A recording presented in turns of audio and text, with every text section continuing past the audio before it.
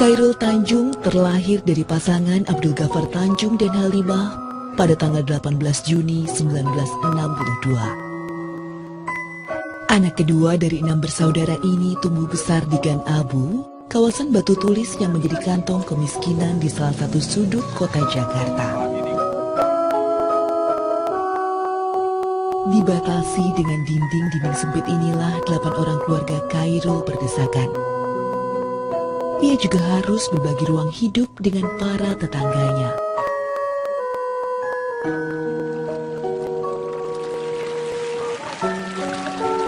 Emang zaman ini lu udah apa? Orang boleh tahu kalau rabit lo. Meskipun kemiskinan mendera keluarganya, tak sedikit pun mengecilkan semangat ayah dan ibunda tercintanya untuk memberikan pendidikan yang terbaik bagi Khairul dan kelima saudaranya.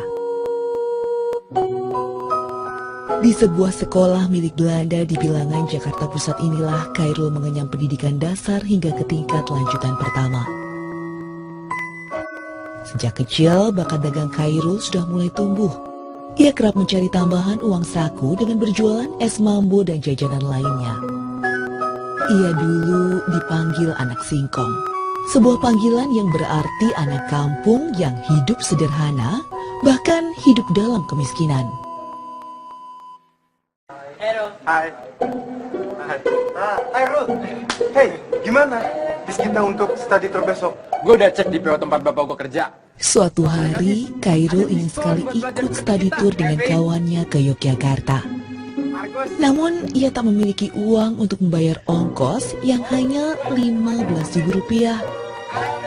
Tak kehabisan akal, ia pun membantu teman-teman SMP-nya untuk menyiapkan kendaraan study tour. Sayangnya, ia hanya mendapatkan Rp5.000 dari jerih payahnya itu. Ia pun urung ikut study tour karena uangnya tak cukup. Dengan berdalih adanya urusan keluarga, Khairul pun menyembunyikan kesedihannya dan melepas teman-temannya pergi.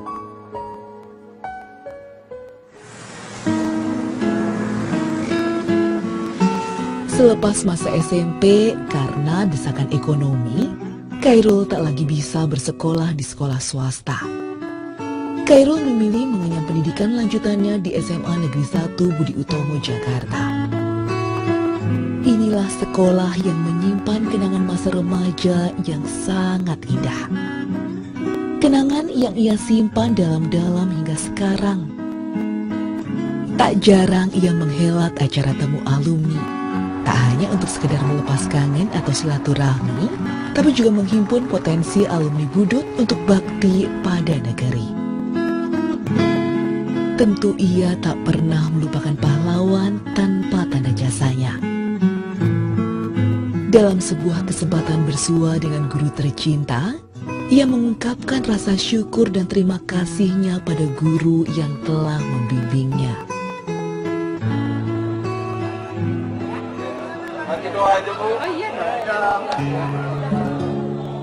Saya dulu mungkin tidak sempat atau tidak pernah juga terpikir untuk mengucapkan terima kasih kepada bapak-bapak dan ibu sekalian.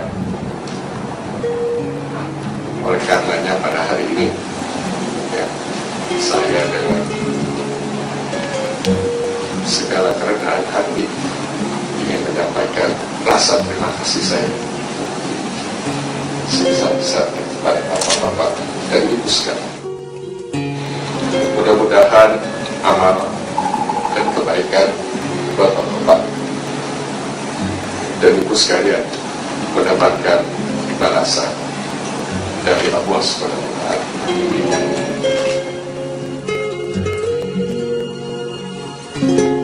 Usai lepas SMA, lagi-lagi himpitan ekonomi terasa kian menyisakan dada.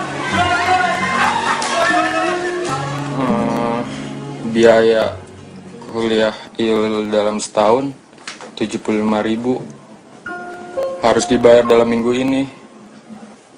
Tenang ya Il, beberapa hari ini nanti ibu kasih uangnya. Iya. Udah, kamu beres-beres dulu. Iya Pak.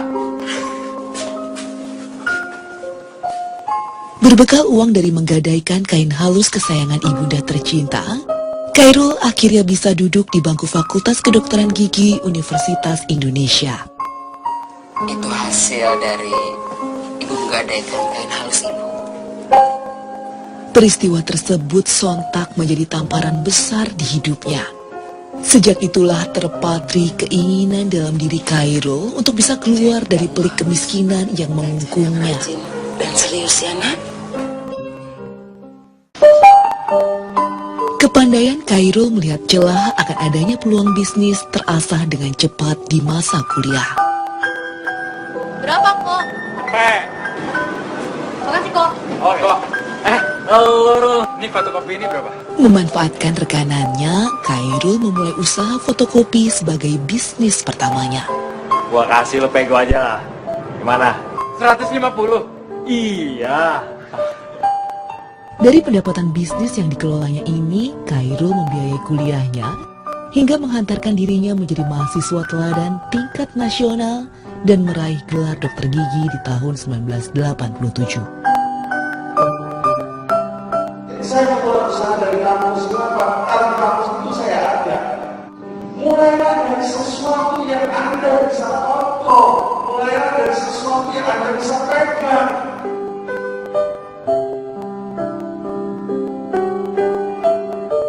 Alih-alih menjalankan profesinya sebagai seorang dokter, Khairul Tanjung memilih untuk menekuni dunia bisnis. Insting bisnis yang kuat menuntun dirinya merintis sebuah pabrik sepatu. Setelah 3 bulan terlunta-lunta dalam ketidakpastian, bisnis alas kaki miliknya ini mampu menggerakkan roda perekonomian dan berkembang pesat.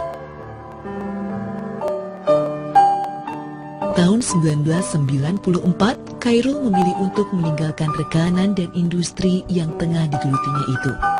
Khairul Tanjung melangkah pasti seorang diri merintis impiannya menjadi pengusaha yang sukses dan mandiri.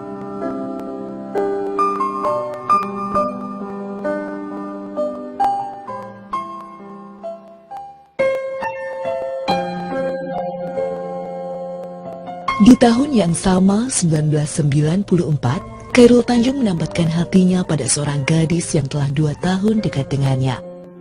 Dialah Anita Ratnasari, seorang biduan cantik adik kelasnya semasa kuliah.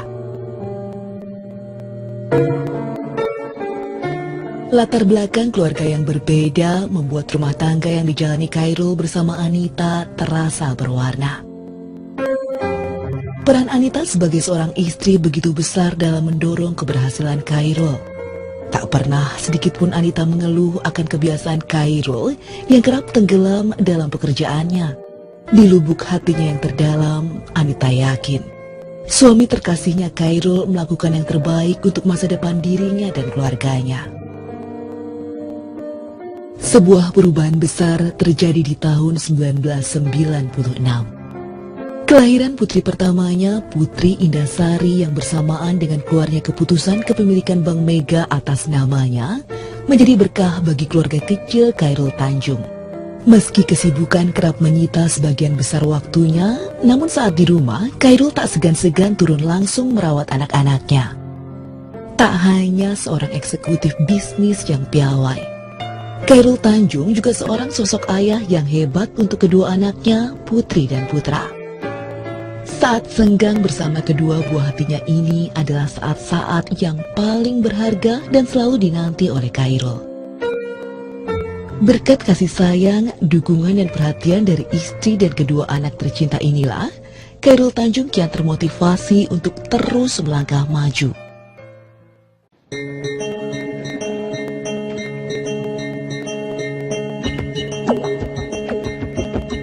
Semangat selalu menyala-nyala. Begitulah Khairul Tanjung. Sebagai seorang pengusaha, visioner, dan juga ketua Komite Ekonomi Nasional, setiap keputusan dan pergerakan Khairul kerap melahirkan inovasi yang mengguncang. CT Corp adalah bukti nyata buah manis dari kerja keras dan pemikiran bisnisnya yang cemerlang. Dalam banyak kesempatan, ia selalu mengawasi dan memberi motivasi bawahannya agar kompak dan memiliki esprit de corps. Proud terhadap the company di mana dia bekerja, ya, bangun spirit of militansi. Ya. Coba bayangkan, karena militan teroris mau bom bunuh diri, dia mau mati untuk tujuannya. Itu militan. Ya. Itu militan yang negatif. Kita mau militan yang positif. Dia nggak perlu mati buat perusahaannya. Saya nggak perlu minta sampai begitu. Cukup setengah mati aja.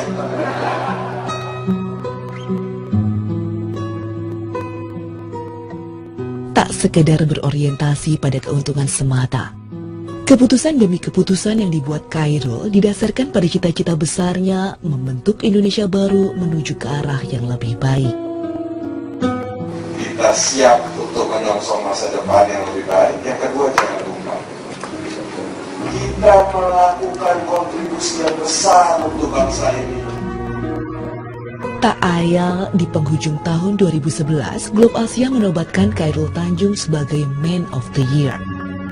30 tahun sudah Khairul bergelut di dunia bisnis.